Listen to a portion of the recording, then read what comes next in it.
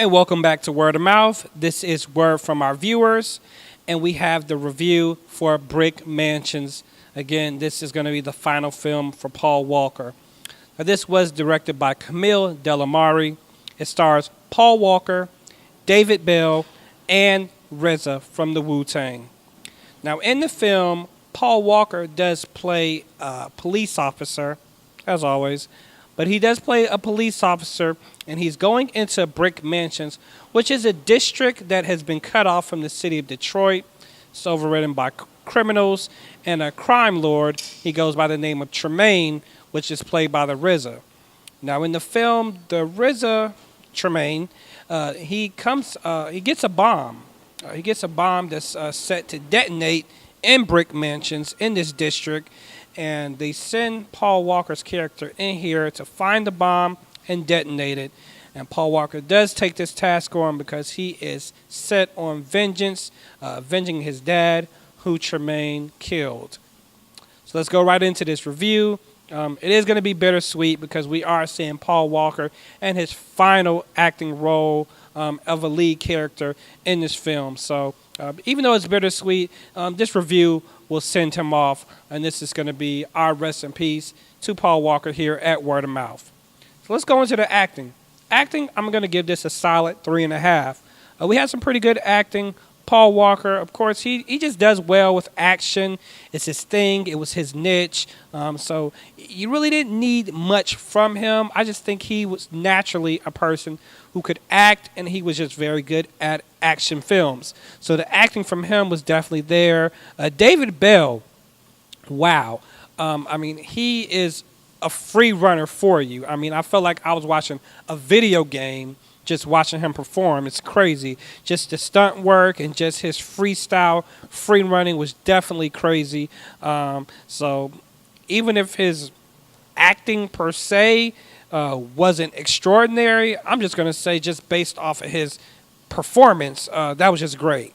RZA is always great. So acting, I'm going to give this a 3.5. Plot, I'm going to give this a 3. I was battling with a 2. It just didn't feel right. I'm going to give this a 3, but I'm going to say the plot was everywhere. We have a lot of agendas here. We have saving the girl. We have stopping the bomb. We have avenging father's death. We have a lot of things going on. And I like to keep word of mouth spoiler free. I do that for y'all. Even though I really be wanting to say stuff, I keep it spoiler free. But then it takes a weird turn, a twist. And I don't know if that twist really complemented the movie. It added something to it, but it just kind of made things confusing. So the plot was a little bit everywhere. Really wasn't a fan of the plot. So I really got to give the plot a 3. I'm being a little generous. So thank Delamare. You really got to thank Paul Walker and David Bell here because the writing could have been a little bit better with the plot.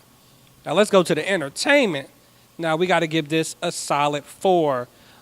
I loved, and this couldn't have been planned, but we get to see a lot of fighting scenes. What I loved is if I have to see Paul Walker for the last time in a movie, I get to see him doing some car chasing, and he is controlling this nice Mustang. So that was definitely, it just complimented the movie. It just made the occasion feel better, that Paul Walker is, a lover of cars, and we get to see him doing what he loves to do.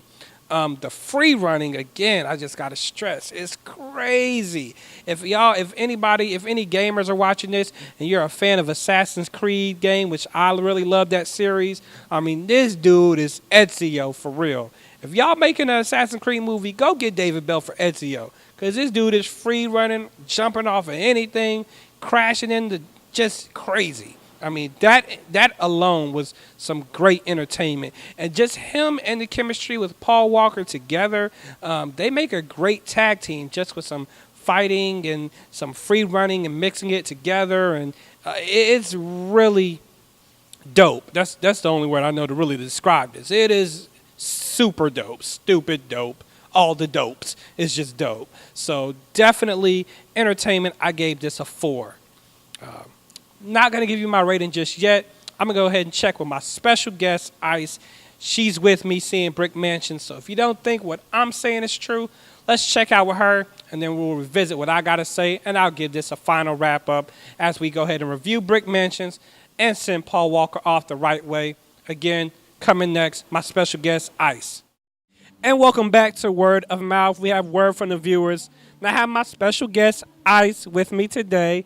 We did view Brick Mansions, the movie with Paul Walker. So let me ask you a couple questions about this.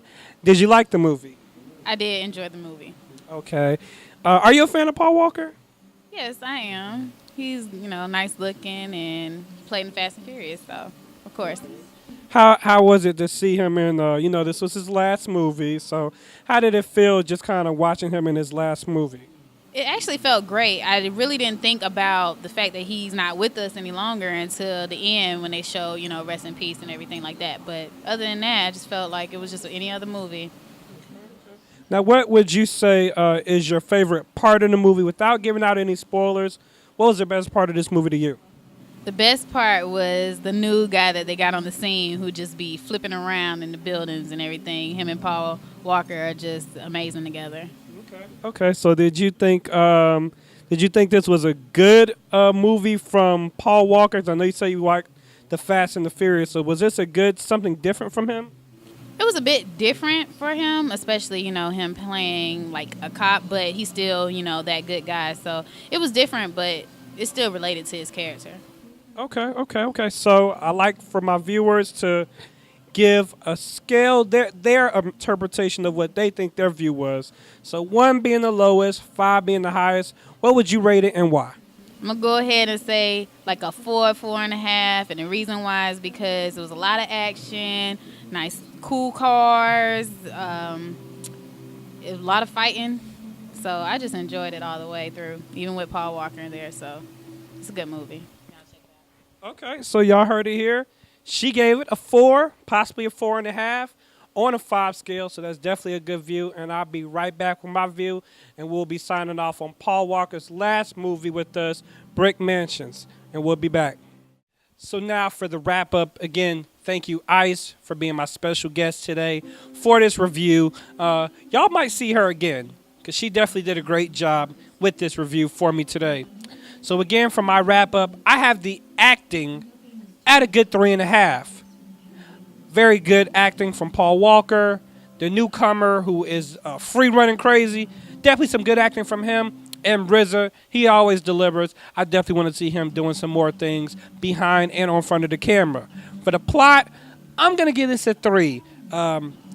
Just kind of all over the place. Just not really believable to me.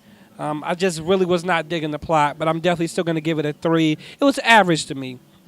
Entertainment, I'm going to give it a 4 because this was definitely entertaining. I love seeing Paul Walker where we know to see him best. He was behind the wheel. He was shifting. He was grinding. He was just doing blading. He was in the Mustang all crazy and his van all crazy. Love seeing that. I love the fight scenes.